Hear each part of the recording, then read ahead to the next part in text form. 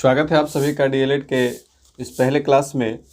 और जैसा कि आप लोगों को मैंने बताया था कि जल्द ही क्लासेस स्टार्ट किए जाएंगे, तो इसी कड़ी में हमारा पहला क्लास आज स्टार्ट हो रहा है, जिसमें आज हम लोग F1 के चर्चा करेंगे। और सबसे पहले F1 के सिलेबस को समझेंगे।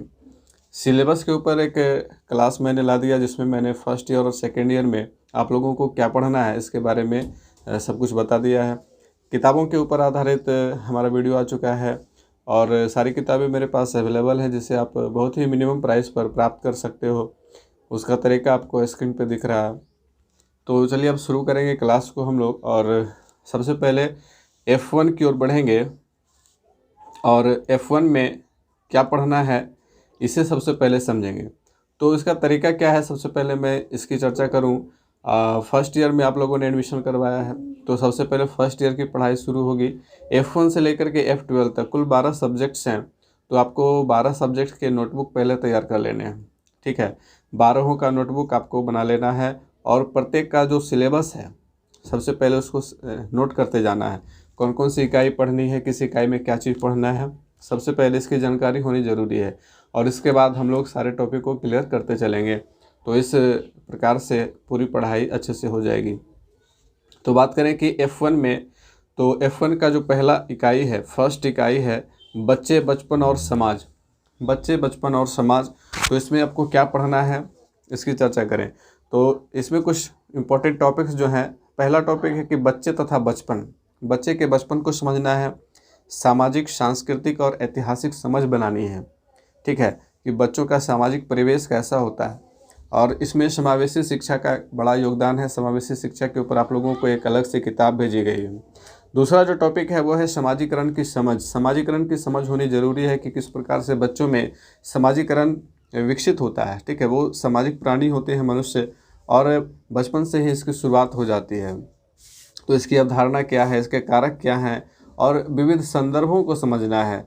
और तीसरा जो पॉइंट है वो है बच्चों का समाजीकरण। तो बच्चों का समाजीकरण कैसे होता है, इसमें माता पिता की क्या भूमिका होती है, परिवार की क्या भूमिका होती है, और हमारे समाज में जो जेंडर तैयार किए गए हैं उसकी क्या भूमिका होती है, समुदाय की क्या भूमिका होती है, इन सारे पॉइंट्स को पढ़ना है।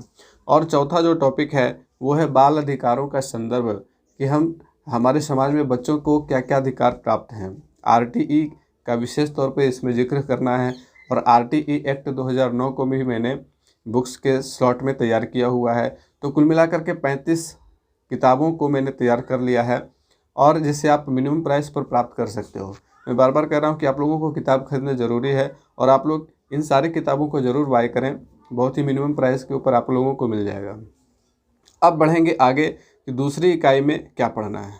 तो दूसरी इकाई में आप देखोगे तो दूसरी इकाई है विद्यालय और समाजीकरण। अब बचपन से अब आगे बढ़ेंगे। अब बच्चे जो हैं वो विद्यालय में पहुंचेंगे। तो जब बच्चे विद्यालय में आते हैं तो फिर उनका समाजीकरण का स्टेज जो है आगे जाता है, समाजीकरण की प्रक्रिया उनमें बढ़ती है।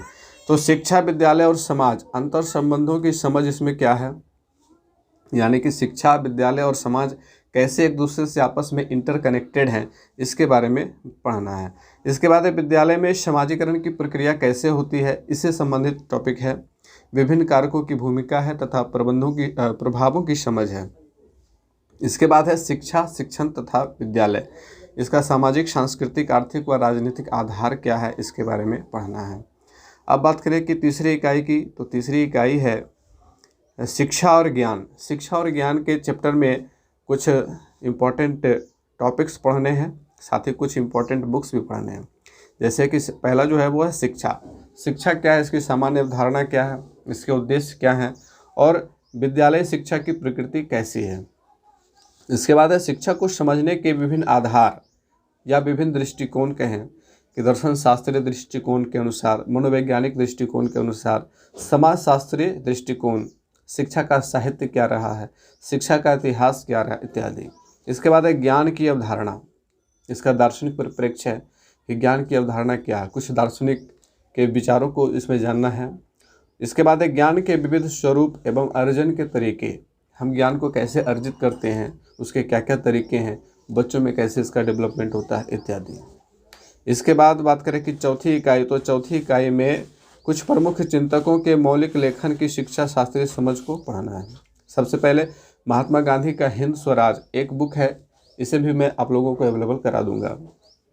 आप लोग हमारे व्हाट्सएप ग्रुप से जुड़ें, साथ ही साथ टेलीग्राम चैनल से जुड़ें और इन सारी किताबों को प्राप्त करें। तो महात्मा गांधी का हिंद स्वराज पढ़ना है और इसका जो सामाजिक दर्शन है, शिक्षा के संबंध को रेखांकित करते हुए इसमें क्या वर्णन किया गया है उसे समझना है। गिजू भाई बधेका का दिवा स्वप्न है, एक बहुत ही अच्छी किताब है, छोटी सी किताब है 95 पन्नों की। तो उसमें उन्होंने एक शिक्षक के रूप में कैसे बच्चों को पढ़ाया जाता है, नवाचार कैसे किया जाता है, सबसे इम्पोर्टेंट जो पॉइंट निकल करके आता है दिवा स्वप्न का वो है नवाचार। इसके बाद रविन्द्रनाथ टैगोर का शिक्षा, रविन्द्रनाथ टैगोर की जो शिक्षा के बारे में सोचने की, उनका सोचने का क्या नज़रिया था, उनका पॉइंट ऑफ व्यू क्या था, इसके बारे में जानना है। मारिया मोंटेसरी के बारे में समझना है। मारिया मोंटेसरी ने मोंटेसरी पद्धति बनाई, जिसे आप प्ले स्कूल के रूप में देखते हो। उन्होंने बच्चों को खेल विधि के माध्यम से सिखाना शुरू किया, तो उनके बारे में जानना है। इसके बाद ज्योतिबा फुले, ज्योतिबा फुले भारत के बहुत ही जाने माने शिक्षाविद रहे और उन्होंने बालिका शिक्षा की नींव डाली, तो ज्योतिबा फुले के बारे में जानना है। इसके बाद डॉक्टर जाकिर हुसैन का एक शैक्षिक लेख पढ़ना है। बाल केंद्रित शिक्षा के महत्व को रेखांकित करते हुए उन्होंने एक शैक्षिक लेख लिखा था, उसके बारे में पढ़ना है। इसके बाद जे कृष्णमूर्ति का एक लेख है शिक्षा क्या है, इसके बारे में पढ़ना है। जॉन डीवी के बारे में पढ़ना है। जॉन डीवी को बहुत ही फेमस शिक्षाविद रहे हैं और जॉन डीवी के बारे में आपको शिक्षा और लोकतंत्र, इनका एक बुक ही है शिक्षा और लोकतंत्र, एजुकेशन एंड डेमोक्रेसी। तो उस बुक से जीवन की आवश्यकता के रूप में शिक्षा शीर्षक लेख को पढ़ना है। ठीक है, तो इतनी सारी चीज़ें इकाई 4 से पढ़नी है। और इकाई 5 में देखें तो पाठचर्या की समझ, करिकुलम क्या है, करिकुलम कैसे तैयार किया जाता है, बच्चों तथा समाज के संदर्भ में इसके परिप्रेक्ष्य को समझना। पाठचर्या तथा पाठ्यक्रम क्या है, इसकी अवधारणा क्या है, इसके विविध आधार क्या हैं, इसको समझना है। बच्चों की पाठ्य पुस्तकें कैसे तैयार की जाती हैं, शिक्षा ज्ञान एवं समाजीकरण के माध्यम के तौर पर बच्चों की जो पाठ्य पुस्तकें होती हैं वो किस प्रकार से तैयार की जाती हैं, इसके बारे में समझना है। स्थानीय पाठचर्या की समझ होनी चाहिए।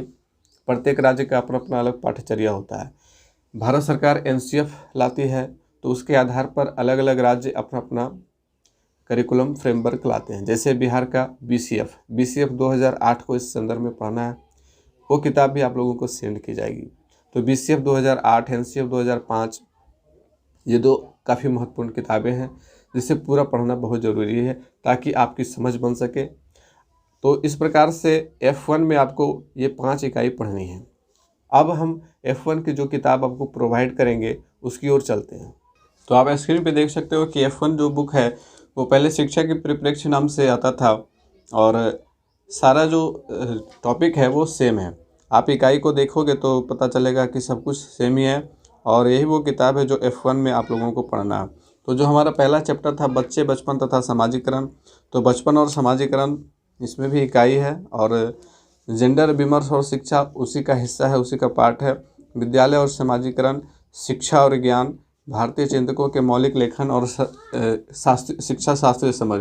तो इसमें जो है एक छोटा सा बदलाव किया गया है कि भारतीय चिंतकों के स्थान पे प्रमुख चिंतकों को रखा गया और इसमें मारिया मोंटेसरी, जॉन डीवी को शामिल किया गया है।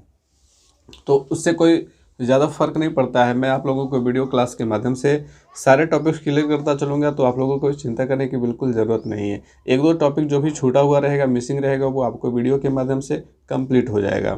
तो इस प्रकार से F1 के सिलेबस को आप लोगों ने समझ लिया। अब हम लोग आगे क्लास की ओर बढ़े।